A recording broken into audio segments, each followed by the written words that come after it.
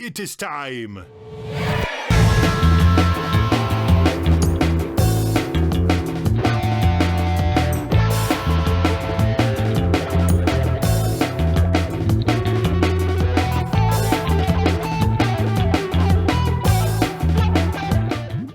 So this next one is it's the new one actually that we were talking about. Cloudchord, what do you think about Tame Impala?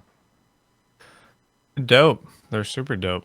Yeah, and I honestly haven't heard a tune by him / them that I was like, meh. They're all just like, wow. yeah, Mike, you Yeah, actually saw them live recently, right? Yeah, at the Hampton Coliseum. It was the best light show I've ever seen in my entire life. And someone like managed to actually capture the entire show with like a 4K camera that was like right at the soundboard. So if you want to see like the crystal clear, it was just absolutely unbelievable. And I've seen like a lot of different light shows and they absolutely fucking killed it. I'm a really, really big fan of Kevin Parker.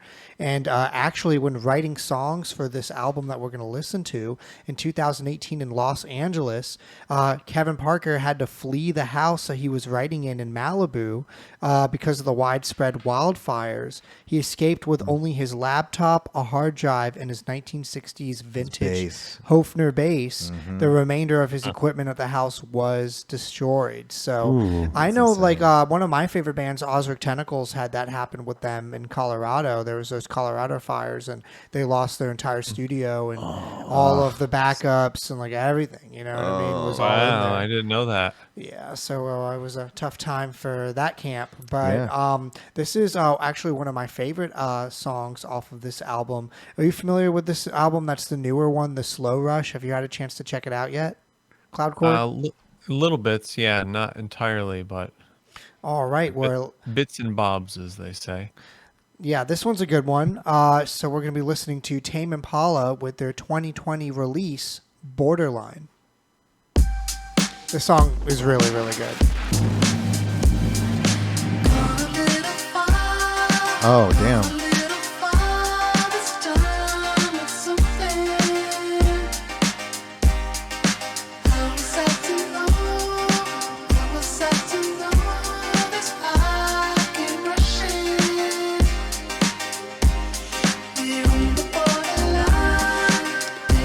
Oh, digging those harmonies.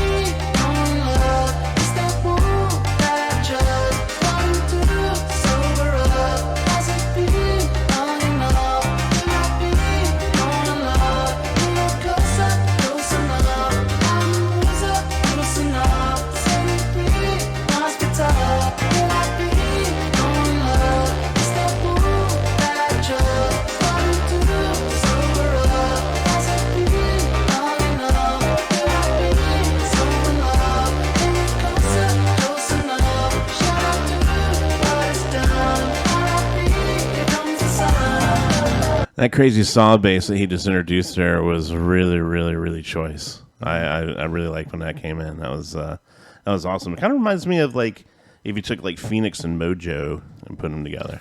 Definitely Phoenix, yeah. That's like Phoenix kind of like vocals too. You know, kind of floaty vocals kind of thing going on. Yeah, and this is more dancey than some of Tame Impala's stuff that does lend itself to, you know, what electropop Phoenix does. Yeah. What did you think, Cloudchord? Yeah, I mean, he's got like unprecedented drum sounds. Yeah. I'll give him that. You know what I mean? Yeah. He's also one of those guys where like his tunes are so omnipotent that even if you don't listen to Tame Impala, but you listen to modern music, you've heard Tame Impala Yeah. somewhere or another, you know? Yeah, he's probably like the most famous psychedelic rock genre artist right now, I would say. And yeah, I hear him like I was like outside of like this like dungy bar like at late at night and like heard him on like the radio or whatever they were playing. Like I hear him in random places. And you mentioned the drums, and one thing that Tame Impala does is like does his own drum parts, and I feel like this is a lot more pulled back than a lot of the drums he puts in his earlier stuff. This sounds a lot more poppy and like synthetic than the acoustic drums that he's used to doing. What did you think, Kai? Yeah, I could tell it was Tame Impala right when he started singing, but it does have that Phoenix kind of sound to it. But I really love a lot of the songs we're listening to tonight have like that ethereal tone to it. Yeah. But his vocals definitely lend to that. I didn't really notice I take that back. I noticed the drums popping in the beginning, but I didn't realize that he was so prolific with making his own drums. So that's really cool. Did he play this Borderline when you guys went to your show? Yeah. How was it live? It was a dance party. I mean, his entire show, you should really check out the lights. It's crazy. And I've seen, all the jam bands and, a bunch of other big acts, and it was like nuts. It was like I felt like my eyeballs were like I was done looking at things. I'm not going to miss another one of those shows after you went. Cloudchord, have you ever seen them live before? I have not. Yeah, you should check it out. It's he does a good job, and I think that for as popular as he is, the music does a good job. And then also we listened to a recent song by the Gorillaz, which featured him. And right when he came in, you knew that it was him. He has such an on-point brand and sheen on his production and his voice. You just know it's him, like right away. That song was bananas. The Xanax song. Yeah. That song was so great. crazy.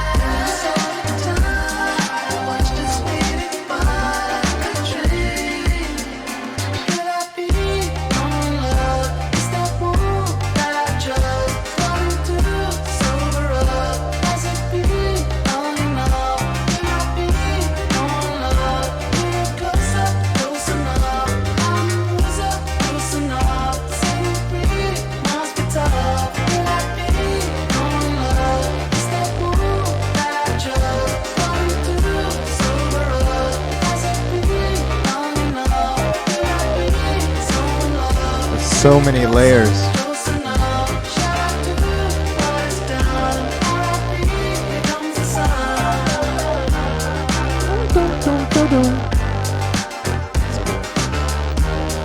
He's like Australian space Jesus.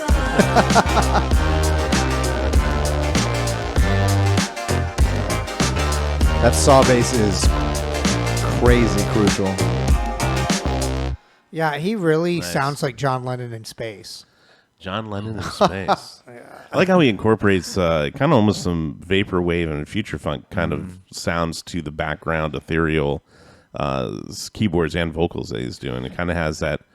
It's kind of like spacey. It's kind of psychedelic, but also still has that lo-fi quality to it. He's really, really good at layering his vocals in like a unique way that's not like how like people typically do harmonies. And it's like he's kind of like coming at you from different angles. It's like he's like yelling at himself almost, especially like that back and forth. It was like it sounded different. Like a lot of artists can't pull that off, like literally carrying the song with like trading vocals with himself. A lot of people can't pull that off.